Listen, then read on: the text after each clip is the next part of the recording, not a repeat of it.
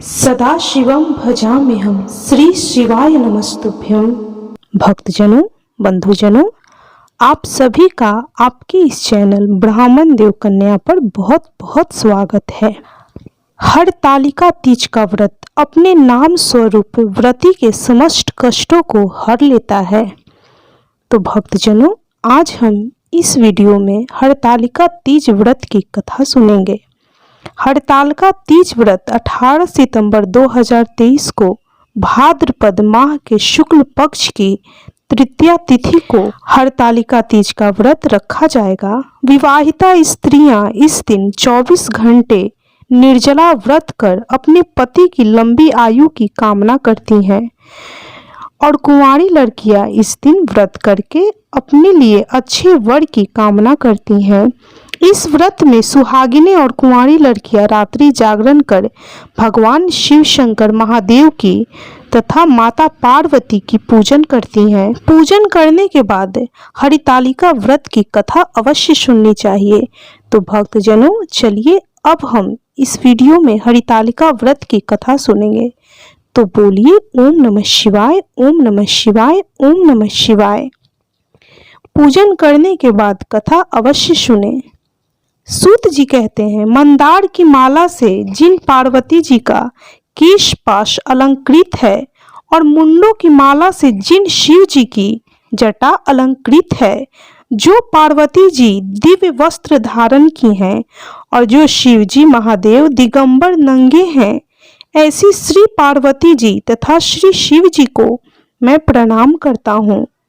रमणीक कैलाश पर्वत के शिखर पर बैठी हुई श्री पार्वती जी कहती हैं, हे महेश्वर, हे नाथ, हमें कोई गुप्त व्रत या पूजन बताइए जो सब धर्मों में सरल हो, जिससे परिश्रम भी कम करना पड़े लेकिन फल अधिक मिले।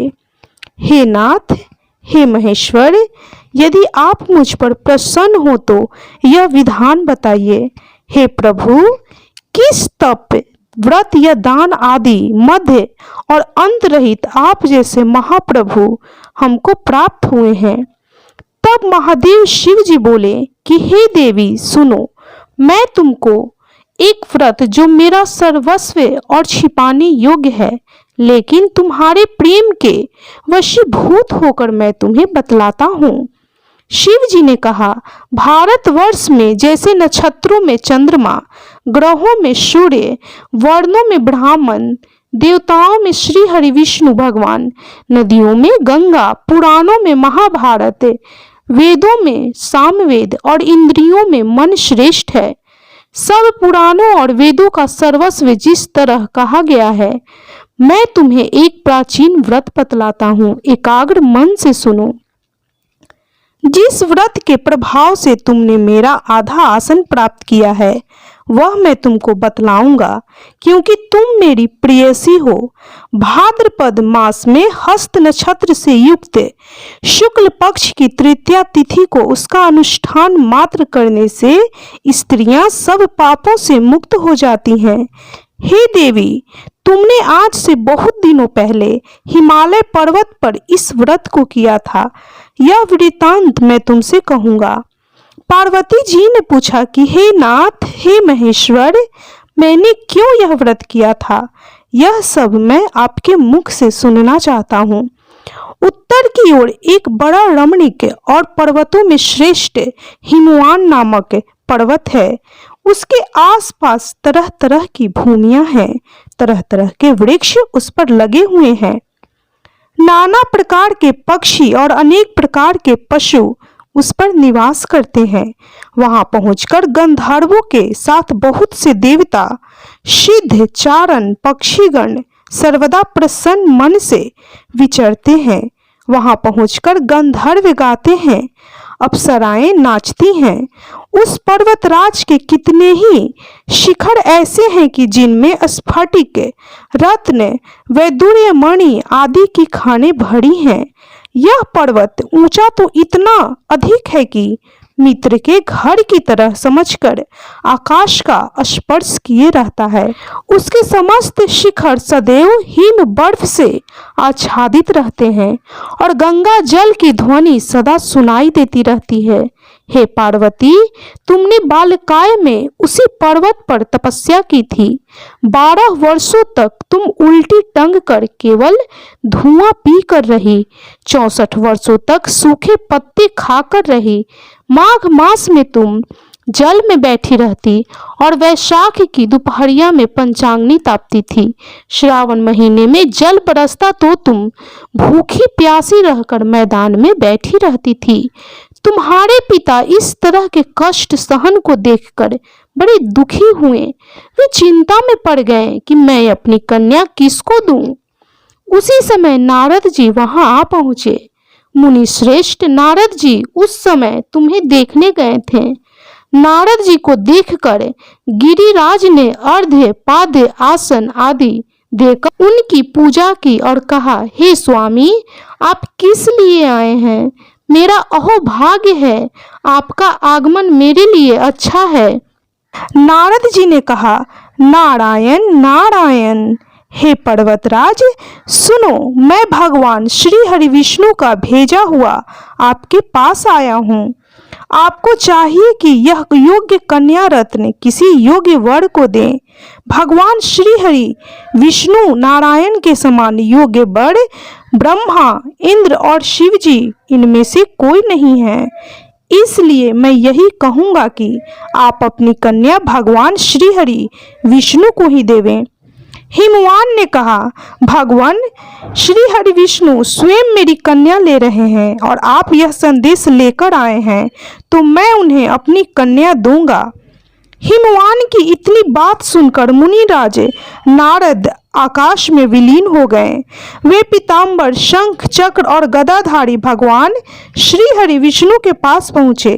वहां हाथ जोड़कर नारद जी ने भगवान श्री हरि विष्णु से कहा, नारायण नारायण।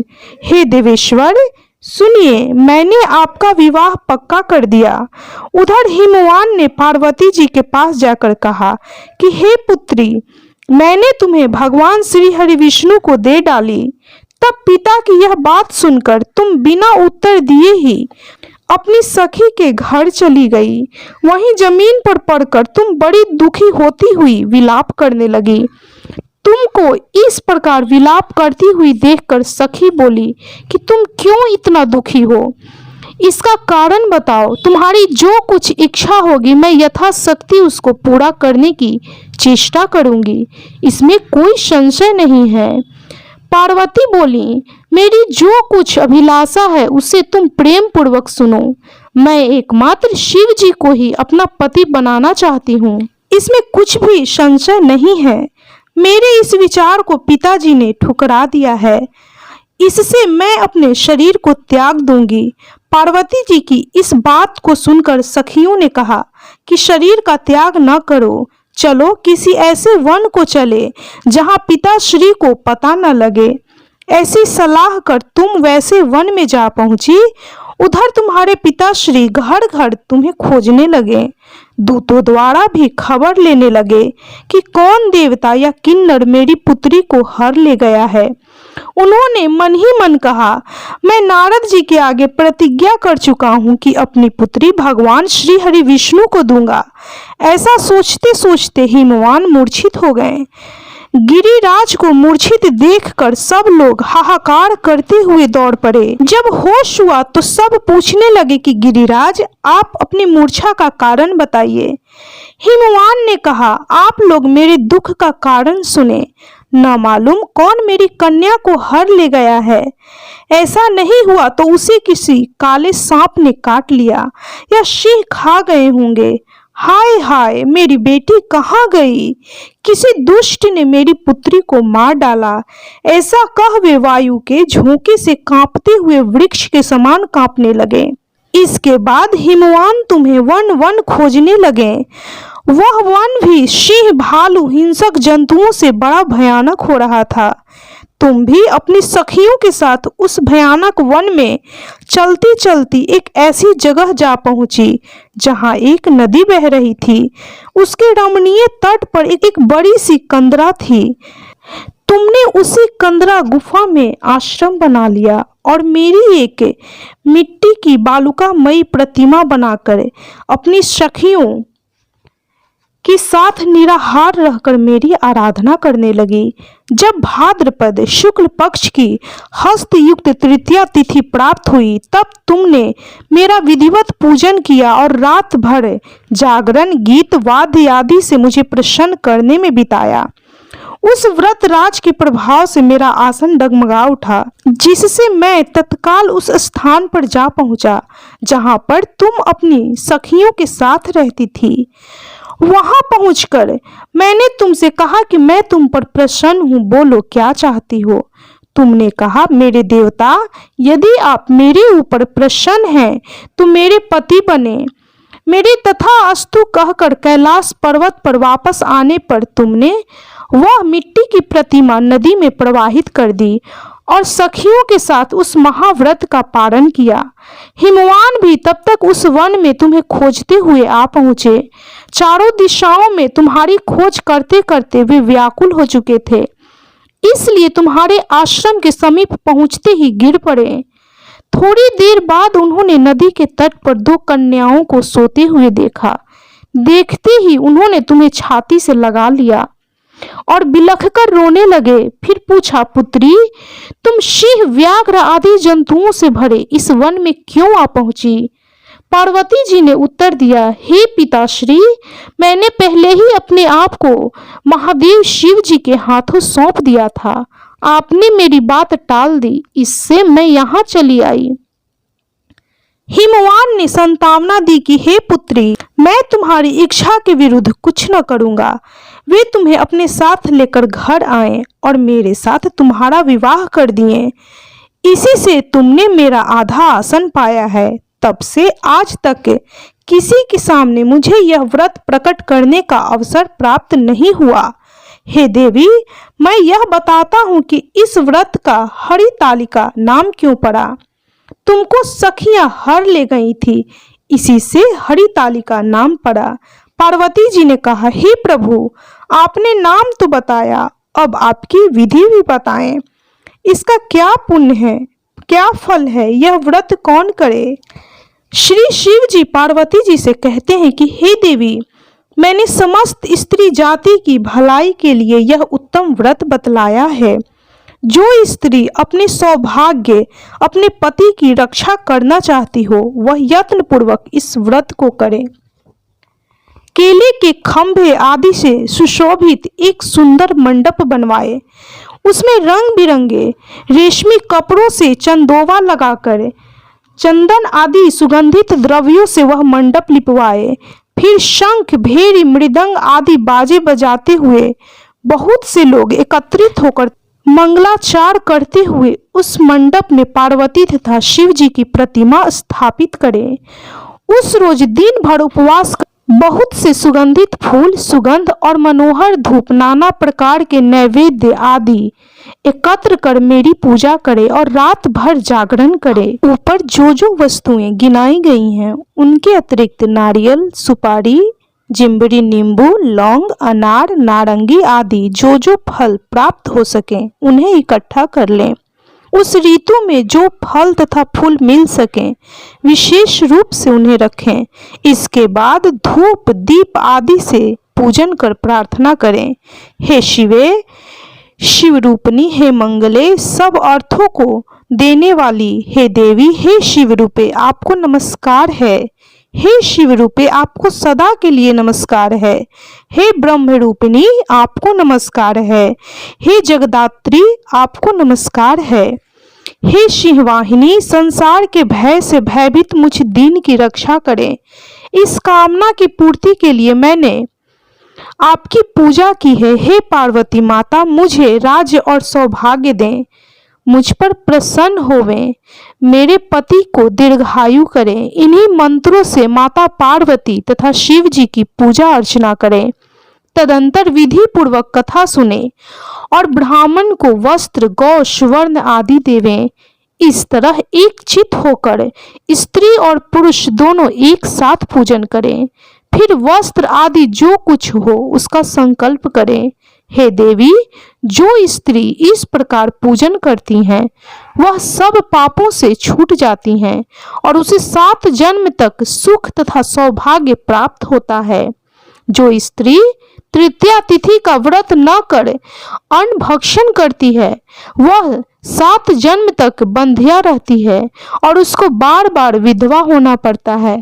वह सदा दरिद्र, पुत्र शोक से शोकाकुल, स्वभाव से लड़ाकी, सदा दुख भोगने वाली होती है। और उपवास न करने वाली स्त्री अंत में घोर नरक में जाती है। मांसाहार करने से बाघिन, दही खाने से बिल्ली, मिठाई खाने से चींटी और कुछ खाने से मक्खी होती है।